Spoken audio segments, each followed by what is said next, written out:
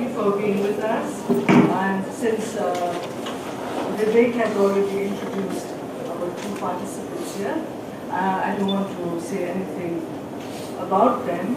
But Prajwal's first book, The Gurkha's Daughter, was nominated for the Dylan Thomas Prize. It was on the list. His second book, which has come out very quickly, called The Land Where I Flee. Prajwal grew up in Sikkim. His father's from Kalimpong, his mother from Nepal. And he's actually from everywhere, from New York to Oxford. And the title of the book, Land Where I Flee, in a way, reflects the sense of leaving and leading different lives in different countries. Prajwal and Chetan, they are here as representatives from Sikkim for the first time in a festival, but they are by no means representative of literature coming out of Sikkim. A vast amount of literature has been created. We have a history of literature in Sikkim for a long time, and the language that we write there is Nepali, which is a lingua franca of a swathe of land from Nepal to Sikkim to Bhutan, Darjeeling, and going further into the northeast, Assam. So I cannot say that English is a major force yet, the English language literature is a major force yet in Sikkim, but we do have a large number of young writers, poets, and Raman, in fact, organizes a similar kind of a festival called Converse, where he has tried to invite and make connections with writers from across Northeast. Okay? So that's one of our cultural efforts our young friends are engaged in. The book, Land Where I Flee, in a way encapsulates the situation, contemporary situation in Sikkim, in Darjeeling, and Nepal, and Bhutan as well, where the Gurkhas or Nepalis or whatever you call them, it's difficult to say. Sikkimese, Nepali, Nepali, Sikkimese, Darjeeling, Gurkha, it's a very confusing kind of situation. But he crosses all this in this book and brings together very powerful, very engaging explorations of people's lives as lived there. I will ask Prajwal, since none of us have read the book, to read out some portions from his book to give us an idea of what the book is about and his writing style. Thank you so much, Prabha. Hi, everyone. Land Where I Flee is a family saga. 4 siblings living in various parts of the world convene in my hometown of Gangtok to celebrate their grandmother's 84th birthday. They stay there for a week and things happen. Secrets threaten to tumble out, past follies get revisited, old scores get settled, etc., etc., etc.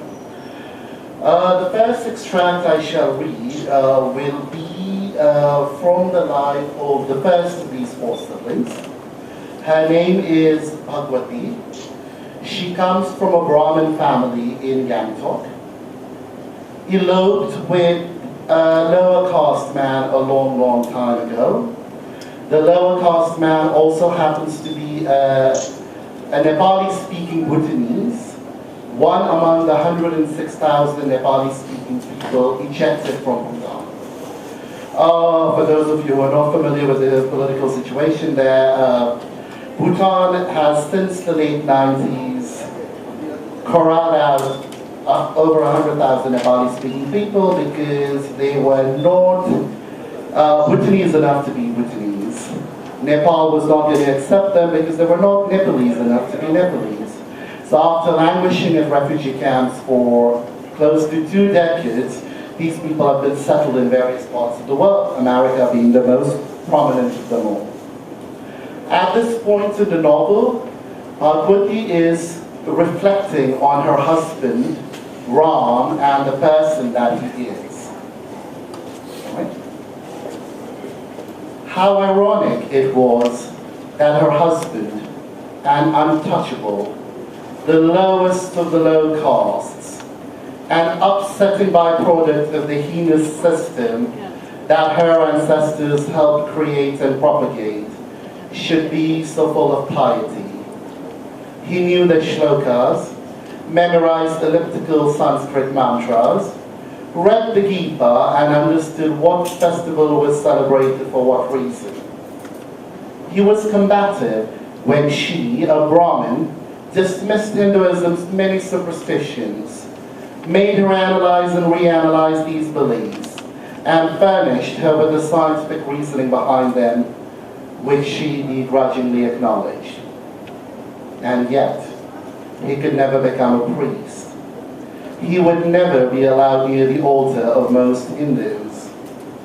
He was a casualty of Hinduism who had chosen not to be a victim, an untouchable who had no shame about his low caste, as much as he did of robbing his Brahmin wife of hers on account of a marriage to him. A bigger Hindu, a better Hindu than she or anyone she knew. Ram Bahadur Damai, whose kind the Christian missionaries had been targeting for centuries, and whose family had stood firm in their devotion to Hinduism, naming their child after a Hindu god. Ram Bahadur Damai, of the Taylor caste, the father of a half-caste children, who would thankfully not be taunted in this country for carrying in their bloodlines accusations of incest and consanguinity. Ram Bahadur Damai, responsible for the biggest blemish anyone had brought in a family, for belonging to a family of tailors, of alterers and cutters, of altering family dynamics in a way that could never be unaltered, for ripping grandmother from granddaughter in a way that could never be rehemmed. Ram Bahadur Damai, who gave her 2 sons and his DNA were Damai blood and Brahmin blood, one infiltrating another, poisoning another, the 2 sons the grandmother would never touch, whose presence would desecrate her ancestral house. Ram Bahadur Damai, the untouchable kicked out of Bhutan along with Brahmins, Kshetris, and Newars, a man for whom she had given it all up and never regretted it, was a better human being than any of her family members would ever be. Thank you.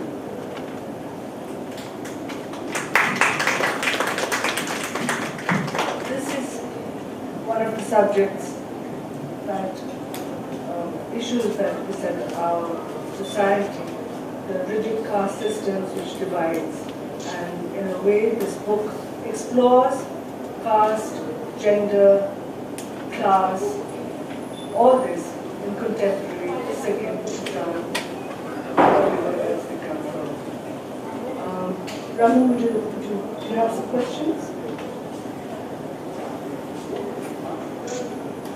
Would you like to read another excerpt which would give us another? So when the first sibling elopes with someone from a lower caste, the pressure almost always falls on the sibling after that to do right. I've seen that happen in a lot of families around me. I've seen that happen to a lot of families in India, in Nepal, and in South Asia. So Bhagwati elopes with a low caste person. Manasa, the sibling after her, has the pressure of getting married to a Brahmin, which she does. And her grandmother is delighted. So Manasa gets married into a family that is one of the oldest families in Nepal. And quickly realizes that her marriage is not exactly what she wanted it to be. At in this part of the novel, we will come across Manasa, her husband, and her father-in-law, who has become as big a part of the marriage as a husband is, returning to South Asia from London, Manasa is going to come to Gangtok to celebrate her grandmother's birthday, whereas the husband and father-in-law go to Kathmandu. All right?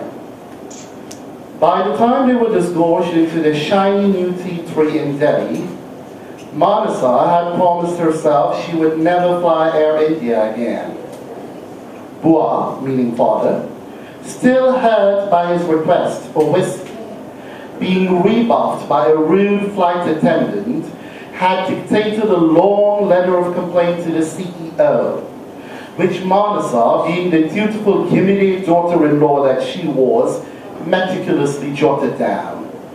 Bua was firm that she mentioned all his past titles at the end of the letter. That took more than half the page. Once her father-in-law had grasped from Namaskar, the in-flight magazine, that Air India was a government-owned flight, he decided that he'd have to address the letter to the President of India. Then good sense prevailed. He complained that the President wasn't going to read his letter, so he tried flushing it down the commode when brushing his teeth, which blocked the toilet. A flight attendant used the bathroom after Bua and Mansa returned to their seats, and informed all her co-workers about who the perpetrator of the overflow was. Every attendant glared at them as she paused. Bua snarled that the women's treatment of him would probably change if they knew that he was a former minister of Nepal. To which Manasa didn't have the heart to reply that these air hostesses, long inured to the possibility of getting fired from their cushy government jobs, would probably not care if he was the king of the damn country. Nepal meant little to India. An indigestible piece of information to those in Himal's family who were of the opinion that their antagonism toward the dhotis of India had to be reciprocated somehow. Her in-laws failed to see that India was too busy dealing with real problems like China and Pakistan to worry about its landlocked neighbor. For the better part of the 2 hours after he woke up, Mansa patiently listened to Bua's rant about the colorful Nepali hat on his head nettling the flight attendants, while her husband nervously read the Hindu. Should I talk to them about it? Mansa finally offered. No, you don't, Bua replied. I will. What will they think of me, an invalid who needs a woman to speak for him? I think it will be easier if a woman approaches women. But Bua was adamant about not being defended by a female. This was where her husband came from. A family clinging to its past because its present had become unpalatable. The son of a man self-exiled from his country under the pretext of his paralysis when Maoists and extortion made up the bitter reality. A lineage tainted with accomplishment, making mediocrity an unacceptable facet of life among its men. A family whose sons and sons-in-law aimed to rule and conquer, while the daughters and daughters-in-law supported them, pushed them, worked hard for them.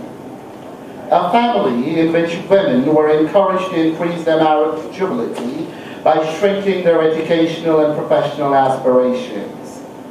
Her husband's voice, hollow and quivering, was his father's voice, the family's voice.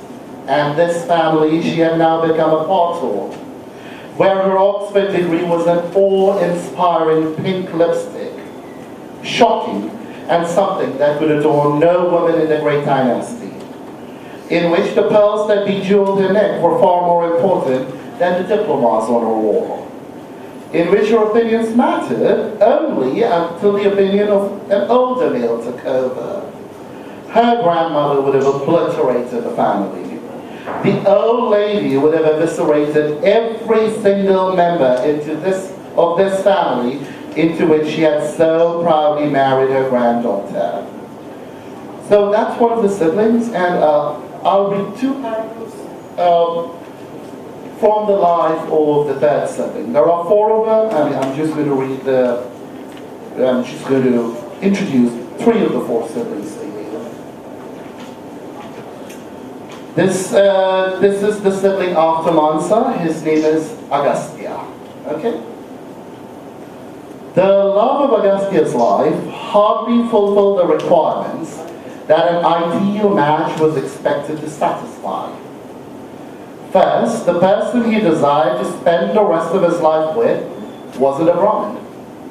Not the upper echelon of the Brahmin, nor belonging to the lower orders.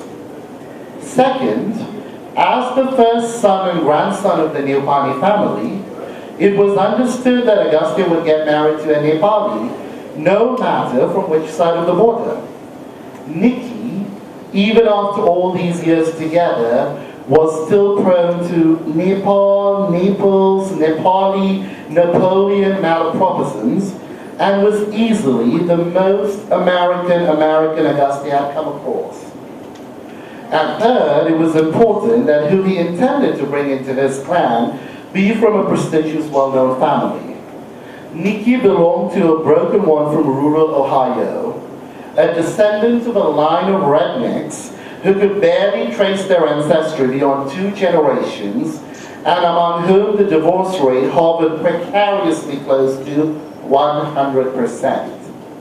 A less important requisite that the freckled, pale, and skinny Nikki fulfilled overwhelmingly was the fairness criterion.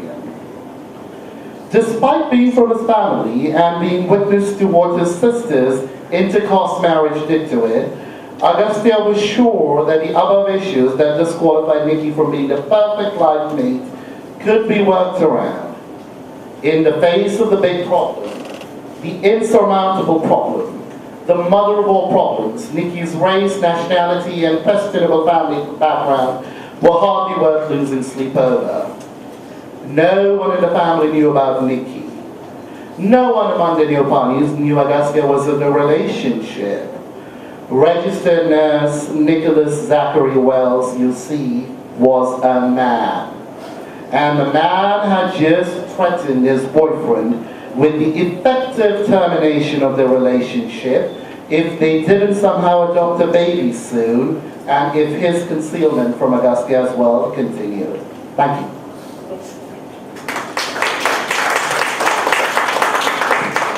So the plot gets curiouser and curiouser and more fraught. So we have a daughter who ran away and married a low caste, and another daughter who is unhappily married to the right lineage, and a son who is in relationship with another man.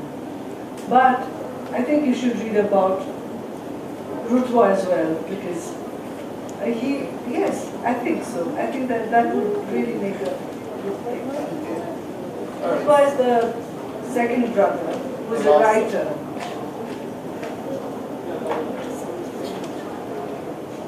So what happens is, you know, because I was having so much fun writing this complex, twisted book, the narrative changes around the 100th page of the book. You know, we become familiar with Rutwa, the writer, and Rutwa has just arrived home. He's not a very welcome visitor. Why? I'm not going to tell you. Buy the book, read it. So Rutwa has just arrived in Gangtok and encounters this servant of his from 10, 15 years ago. And the servant, incidentally, is a eunuch. She is a Hijra who has actually had her penis removed. She has undergone castration surgery and has been with the family for a long time, and she's my favorite character in the book.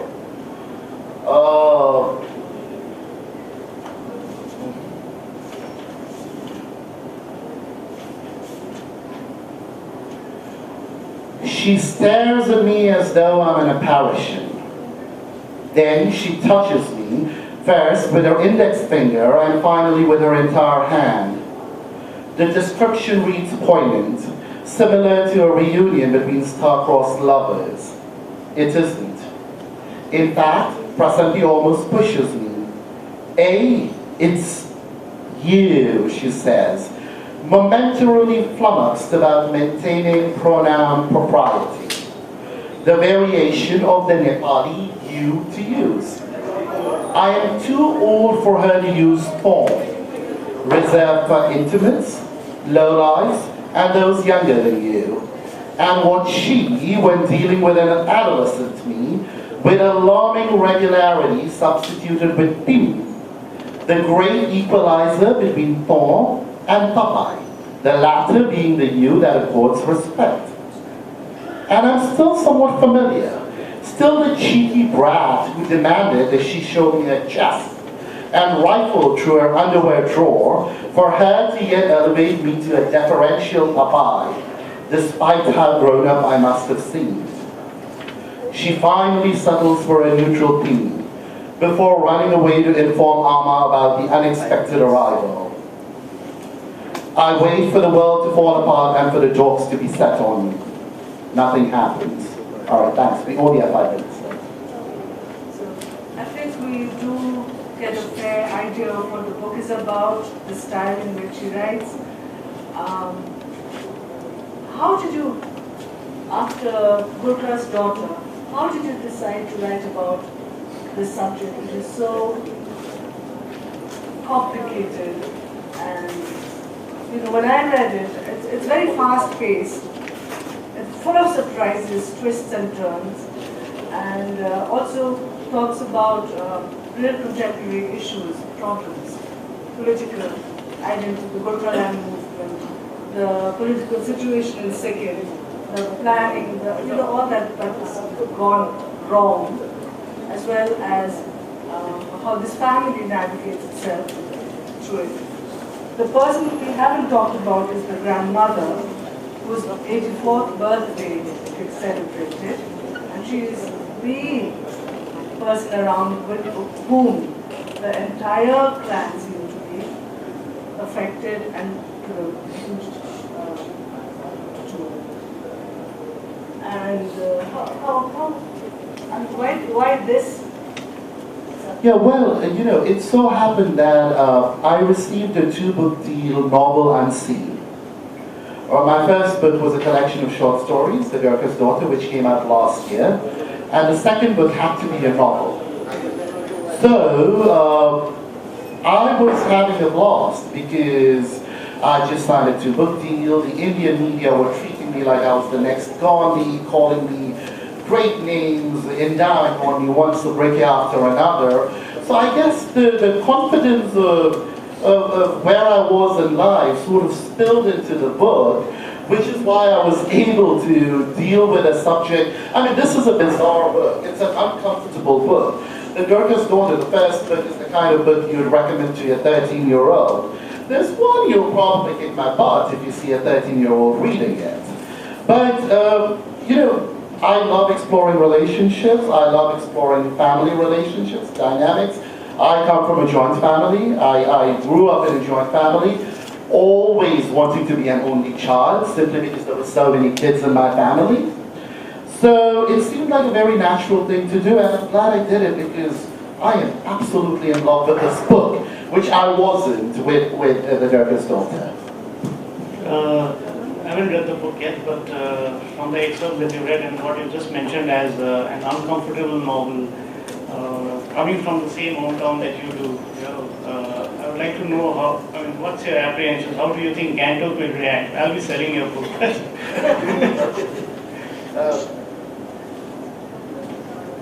Hi. Hello. Hi. Can you hear me?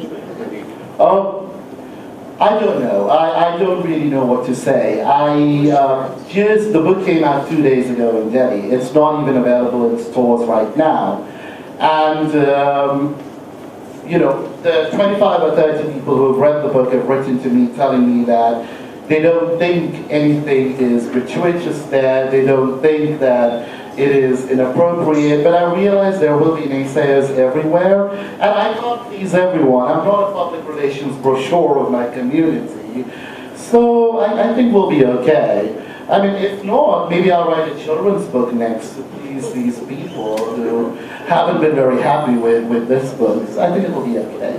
Yeah. I'm sorry that there isn't time for questions, but there is not much. It's over? Maybe.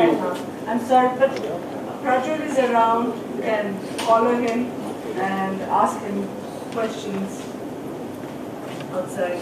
Thank you.